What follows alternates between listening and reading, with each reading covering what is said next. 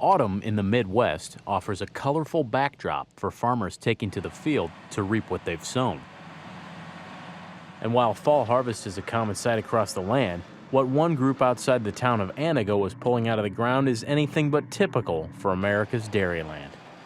I think we're the only ones in Wisconsin so far growing them to feed cows. Though sugarcane, a tall perennial grass which houses sugar in its stalk, is grown in states with more tropical climates, over half of the entire U.S. sugar supply actually ripens underground. Sugar beets, cultivated in a wide variety of temperate environments across the nation, stores sweetener in its root. That's about a 7-pounder. Over 1 million acres of the sucrose-producing flora are grown annually in the U.S. According to USDA, the land of 10,000 lakes reported a record 12.3 million tons of the crop in 2012. And while the Red River Valley region of Minnesota and North Dakota has traditionally logged hefty yields, companies like Minnesota-based Beta Seed seek further expansion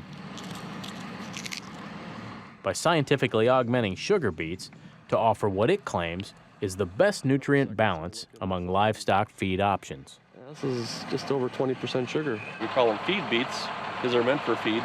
The feed beet's going to bring the sugar, the carbohydrate, and then also the digestible fiber, and it's in one crop. For many livestock owners, feed can be their highest annual expenditure. While most cattle feed is corn-based, some producers near sugar facilities have been able to take advantage of the sweet crop's added nutrition. Trucking in this alternative ration has rarely proven cost-effective. But swapping out nearby cornfields with sugar beets is a notion that's picking up steam.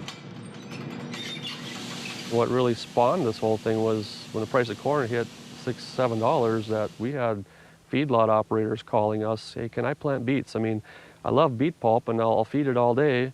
Can I get more? Can I grow my own beets? Well, certainly you can. In Wisconsin, obviously it's a #2 dairy state in the country.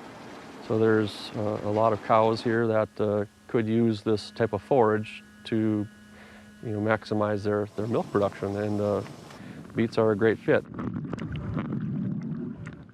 Though California has overtaken the Badger State as the nation's top dairy producer,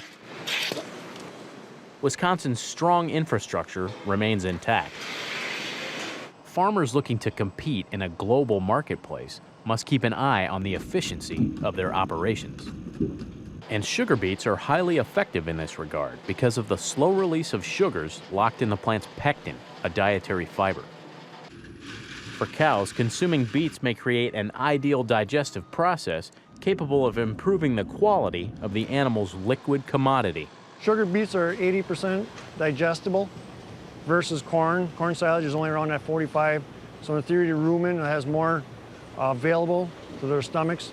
So in return, we should make more milk, and that's less going out the back end. Cows will be able to utilize it faster, more efficient. And proponents say sugar beets employ cornfield nutrients more effectively than the grain itself. While corn roots permeate the soil up to almost 2 feet below the surface, sugar beet roots, reaching 6 to 8 feet underground, scavenge for deep excess nitrogen that corn can't reach. Preliminary results indicate higher yields from beets versus corn when considering the same field area. Mark Moss, along with business partner Mark Brown, launched a speculative venture with Beta Seed, who cut Evergreen Dairy a deal on feed beets for their initial planting. And now the dairy partners are poised to benefit from the new feedstock. Brown also holds an interest in another dairy farm outside Green Bay, which is introducing feed beets to cows. Our idea was to raise the beets in 2 different areas of Wisconsin, going to 2 different breeds of cows with 2 different sets of nutritionists, so that once we get these beets harvested, that we have a good understanding of how they feed and what we can do with them in a diet. Jeff Betley is a 3rd-generation dairyman near Pulaski, Wisconsin. With a herd of around 1,900 Holsteins, the idea of expanding feed rations intrigued him. While dairy prices currently are above most producers' cost of production, Betley still sees room for improvement. We're hoping for some savings, but if we could keep everything equal and and have a healthier cow, I think it's going to be worth it. As a dairyman, we watch the markets. I'm a buyer of corn, but the price of corn and all feeds being high has brought the price of milk up because of, you know, the price of everything. The sugar beet is a way maybe for us to get a little niche market and you know, use our ground a little bit, you know, more advantageously, especially up in north of Green Bay. The extremes of the upper Midwest climate are capable of wreaking havoc on corn and soybean fields, though genetically modified seeds have allowed more resilience in the face of wild weather swings. Sugar beets provide a drought-resistant crop which basically lies dormant during periods of intense heat. But when water returns, the plant resumes growth. And post-harvest, a textbook Wisconsin winter could offer the benefit of cheap outdoor storage before the product reaches its consumer.